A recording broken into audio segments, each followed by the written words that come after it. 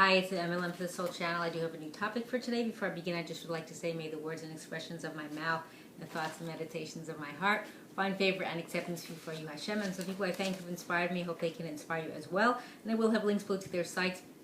Rabbi Yosef Mizrahi, Rabbi Eli Mensur, Rabbi Lon Anava, Rabbi Yuval Ovadia, Rabbi Daniel Asur, Rabbi Yaron Ruvain, and Rabbi David Ashir. I think I mixed up the order that I usually do. As well, if you've never checked out the channel before, you could check out a link below to my first video, which explains what M.L.M for this whole means, what it stands for, what I'm doing. So again, this is from the weekly Parasha Insights by Rabbi Eli Mensur. This is for the upcoming Parasha, Parashat Hukat, or Hukas, depending on how you pronounce it. And I call this Accepting All Torah Laws Unconditionally. So the Torah in Parashat Hukat presents, the law of Paraduma, which is the red heifer, whose ashes were used to prepare the purifying waters, through which people and objects would be purified after becoming tameh, which is impure. In introducing this mitzvah, the Torah proclaims, Zot Hukat HaTorah, this is the statute of the Torah. The mitzvah of Paraduma is the quintessential chok, which is a law whose reason cannot be understood by the human mind. Our sages teach that even King Shlomo, or Shlomo HaMelech, the wisest man who ever lived, was unable to determine the reason behind this law, whereby the ashes of a red cow bring purity to somebody who has become impure. Interestingly, the Torah refers to this mitzvah as Chukat HaTorah, the statute of the entire Torah. What this might mean is that the chok of Torah Aduma reveals that ultimately all the mitzvot are in a sense a chok, a law whose reasoning eludes human comprehension. Although reasons have been given for many of the mitzvot, ultimately we accept them irrespective of their reasons. The Hebrew word for reason is ta'am, or tam, which also means taste or flavor. The reasons given for the mitzvot add, quote, flavor to the mitzvot, making them more enjoyable, more meaningful, and more fulfilling. But they are not the essence of the mitzvah. Just as a person cannot subsist on salt and pepper, we cannot spiritually subsist if our mitzvah performance is rooted solely in our understanding of the reasons. For example, if we observe mitzvot only because of our understanding of their reasons, we'll end up driving to the synagogue on Shabbat. I say chas v'shalom, I'm adding that. After all, Shabbat is a day of rest, and driving is far more relaxing and comfortable than walking. We also end up turning on lights again, chas v'shalom, on Shabbat, assuming that kindling a fire was forbidden only when this entailed hard work and effort, but not when we just need to flip a switch. The reasons given for the mitzvot are just the, quote, flavor, the seasoning, to make the experience of the mitzvah observance or performance more fulfilling.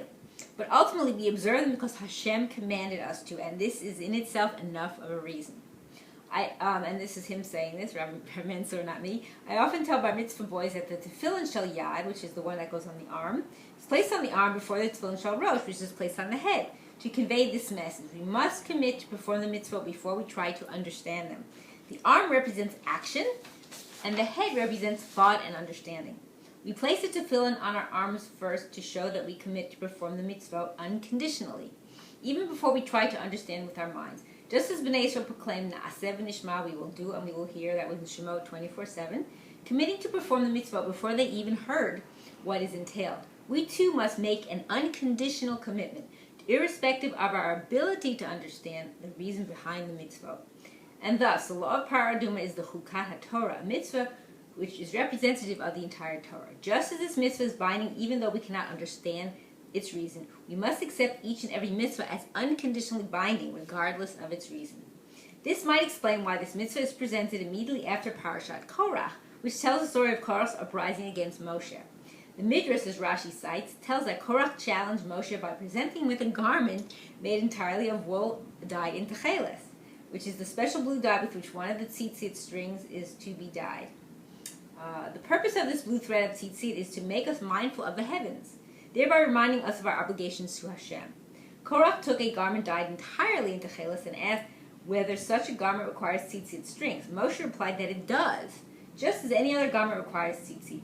Korach then mocked Moshe, arguing that if one blue thread on each edge of the garment suffices to remind a person of mitzvah, then certainly a garment dyed entirely blue should suffice without requiring strings. Korach decided that he can decide Torah law based on the reason of the mitzvot, that he can determine whether a mitzvah does or does not apply based on his logic. He did not accept the message of Chukat HaTorah, that we must accept all the Torah laws unconditionally, irrespective of their rationale. And for this reason, perhaps these two parshiot are juxtaposed. The response to the tragic story of Korach in Parashat Chukat is Parashat Chukat, is our unconditional commitment to each and every law of the Torah, even as we add, quote, flavor by trying to understand their underlying rationale. And I hope and pray that we all merit to live and see the coming of Mashiach speedily in our days and the rebuilding of our final everlasting Beit HaMikdash. Amen, and thanks for watching.